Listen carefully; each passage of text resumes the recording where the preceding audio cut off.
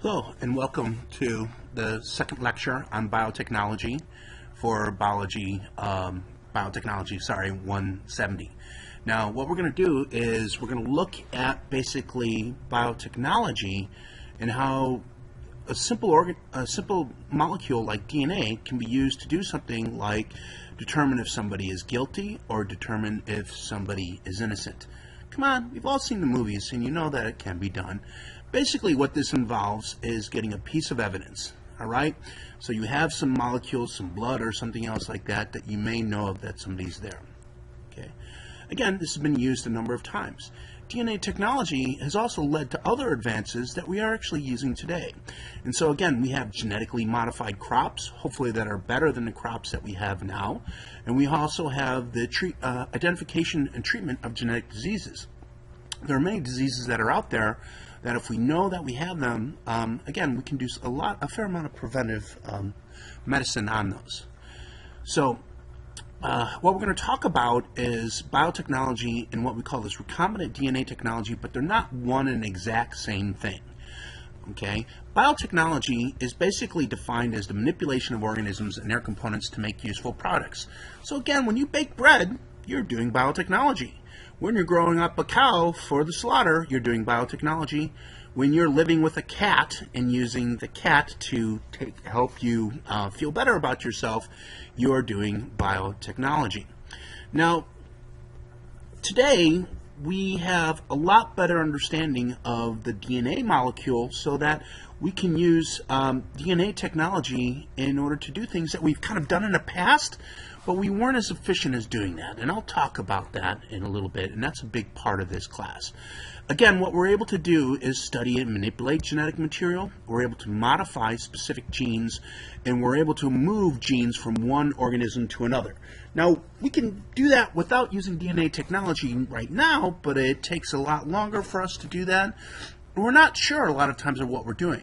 So, again, if it happens already, and we can do it in ways that we're more sure of, why not do that? Okay, biotechnology, again, is use of cell technology and methods for studying how we develop as a human being, replace organs, and studying how do we age. In our class on Monday, we'll talk about other forms of biotechnology. So in order to do this, the first and foremost part of biotechnology that we'll really kind of talk about is this recombinant DNA technology. And in recombinant DNA, we're basically taking genetic sequencing or genes from different organisms and kind of putting them together into a new organism. And again, we call this genetic engineering. There's a number of different things that we can talk about this. This is an example of a zebrafish that has both the green and the red fluorescent protein from jellyfish put inside of it. Does it really hurt this organism? No, but we get these really cute and good-looking fish. Again, what we're going to try and do with genetic engineering is produce what we call these farm animals. Farm like pharmacy. And so animals can be used to produce a whole bunch of different drugs that we need right now. Again, in 1982, the first genetically engineered pharmaceutical was sold, and that's basically Humulin, which was basically human insulin. No one has a problem, really, with genetically engineered insulin and using it to save people's lives. Again, over 4 million people nowadays have diabetes, and this number is going up. Okay, this is just Eli Lilly is the company that produces insulin, and they bought it from Genentech, and this is DNA of recombinant DNA origin. Humulin is continuously produced in gigantic fermentation vats, something a lot like this. So we grow up bacteria that's able to produce this, and we'll talk about this a little bit. We can do this very same thing in our laboratories, but only at a kind of a much smaller scale. Again, they do it in this large scale because they're able to make it takes a lot of cells in order to produce the insulin. Now, DNA technology can be used for a number of different things. Another molecule that we use, that we produce with biotechnology, is human growth hormone, EPO, which stimulates red blood cells. Vaccines and a whole bunch of other different things are used, are genetically modified for us to use. Now, there's been a fair amount of backlash against genetically modified foods. People are against it. I would like to say, and we'll talk about it in class, that we human beings have been genetically modifying foods for a very long time. And these modifications that we're doing now basically are more of kind of what we've done before. And so again, corn is genetically modified to prevent it from being susceptible to pests, like the cornworm, by putting bacillus toxins. Again, golden rice has been made so that it produces vitamin A. One of the biggest deficiencies and the biggest causes of blindness in the world is this.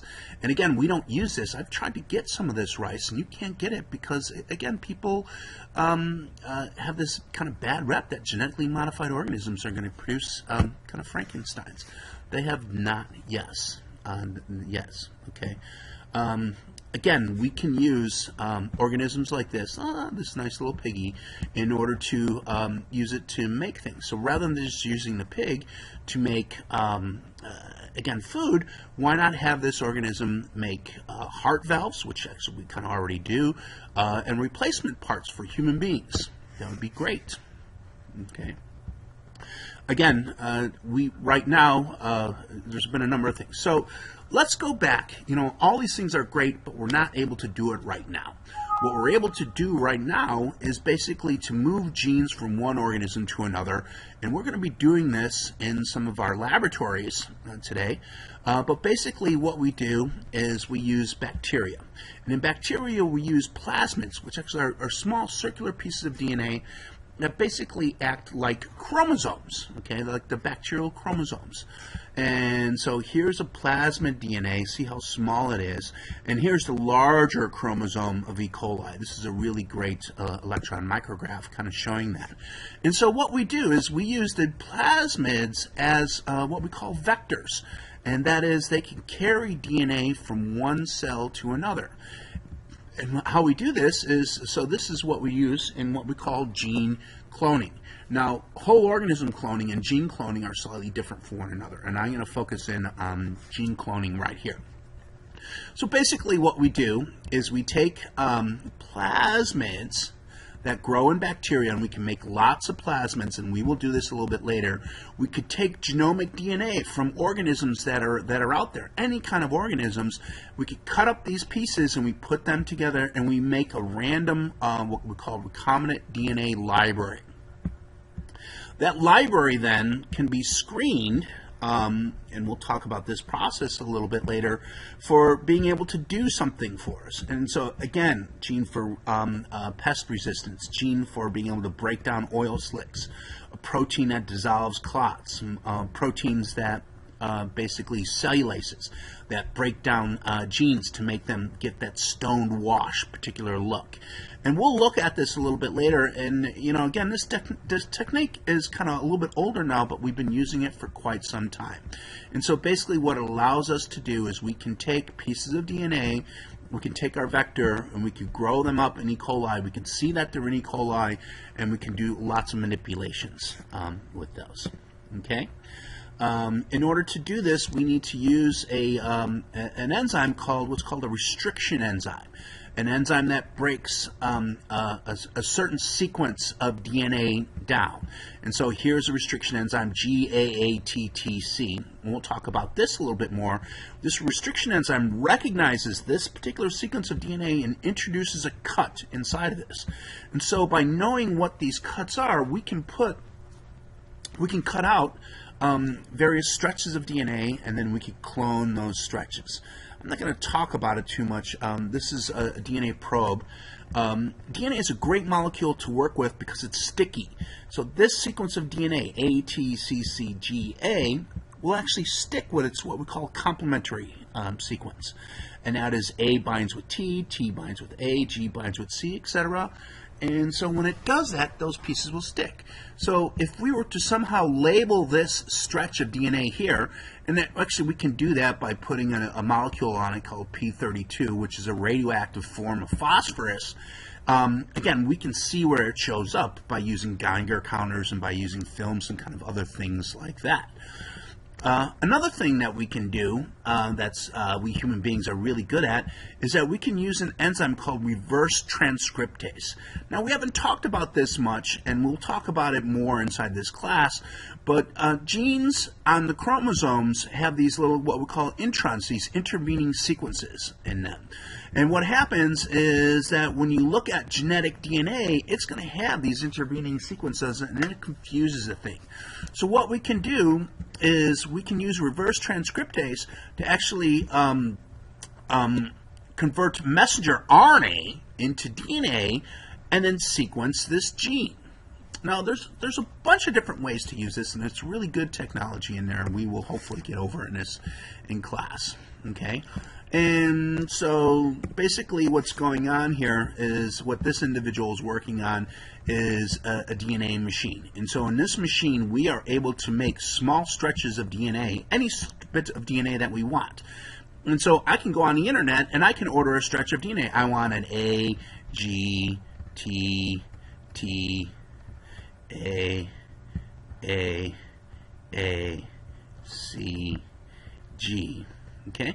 I could order that sequence, and they would give me 100 millimolar small concentration of this, basically FedEx to me overnight. Okay? Or I could buy the machine and do it as well. Now, where does the power of this come in? And DNA profiling and so what's going on here is that, let's say we get something like blood on a crime scene. Blood has some cells in it. Blood's going to have some DNA in it. And we'll talk about that. And you have two suspects who say, I was nowhere near that site at that night. So what we can do is we can take that blood from that site. We can isolate DNA from that. We can look at what we call a DNA banding pattern from that, and we could match it up with our suspects. And so lo and behold, suspect number 2, that was his blood that's on here. And we know it's not this suspect number 1. So suspect number 2 is going to have some explaining to do because they said they weren't there, yet the blood of that suspect was there. We've been used this to, again, look at a number of different things. Again, this is, I can't remember what the picture of this is here, but again, they've identified a skeleton in a parking lot in England to be basically King Henry, one of the original kings that we've talked about. Again, another technique that we're going to use in our laboratory, again, this technique is getting a little bit older now, is something that's called polymerase chain reaction. And how this works, again, is due to that activity of DNA. Now, we know not that much about DNA. We're going to talk about DNA a little bit later.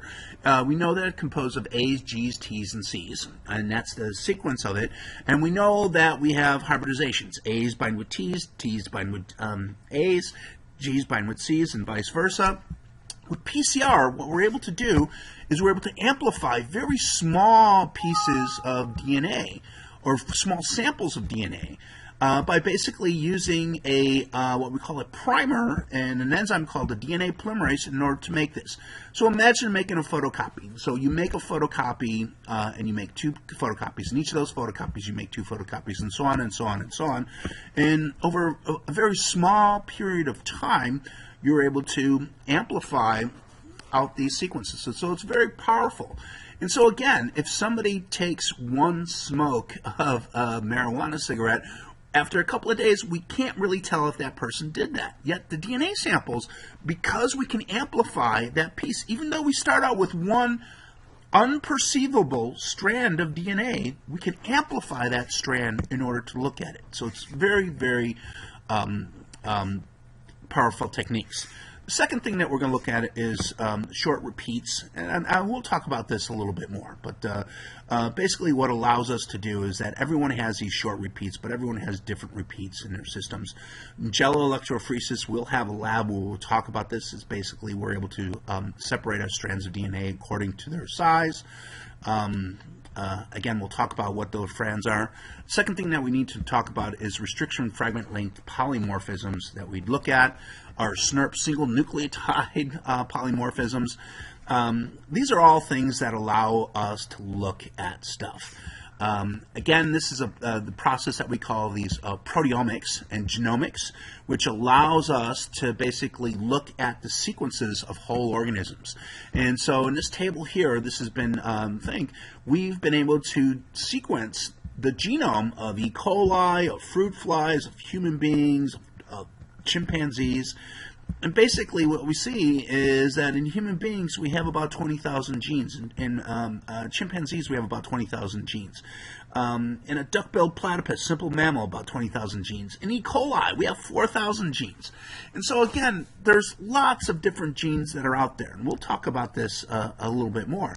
But the great thing about this is rather than us having been expert to identify this Haemophilus influenza, now all we need to do is sequence it and we know exactly what that organism is.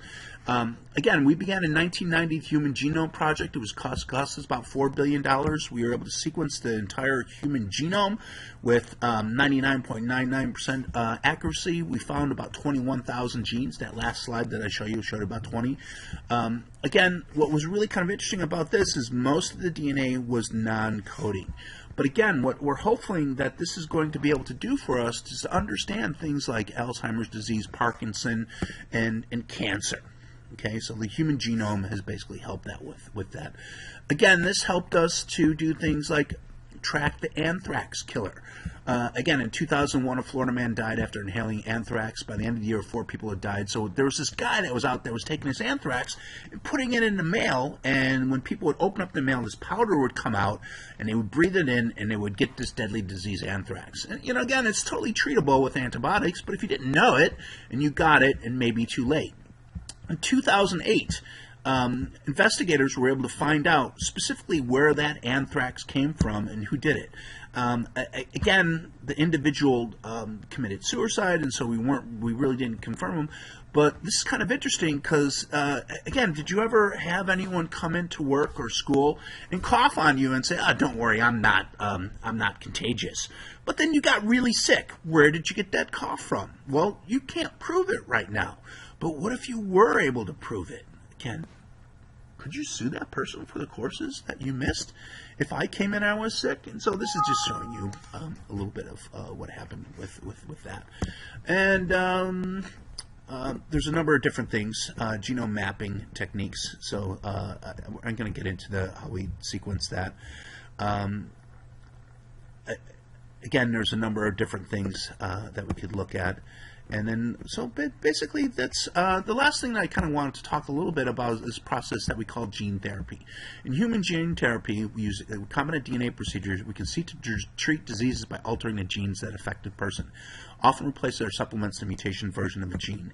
And so ideally, if this individual is going to have a disease, if we could clone out the bad gene and put in a good gene, that this person won't get a disease.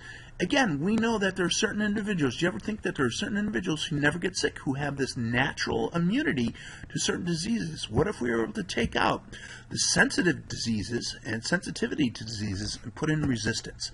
Wouldn't that be a great thing? Okay. Again, the first test at doing this was not really great, and we'll talk a little bit about that. Second thing that we need to look at is kind of ethical issues. Okay. Again, we're looking at no GMOs. People are not interested in that. People are interested in some of these protocols, and we'll talk about that a little bit later. This is genetic gene testing. If you do 21andMe, you may recognize that. Again, this is Genghis Khan, who basically, if we look at a Y chromosome, a lot of people have this Y chromosome. He's responsible for many of the males that we see in our population to date. But again, hopefully what we're going to do is you'll get a better idea of what is possible with genetic engineering. Okay, thank you very much, and we will have a discussion on this tomorrow in class. All right, bye now.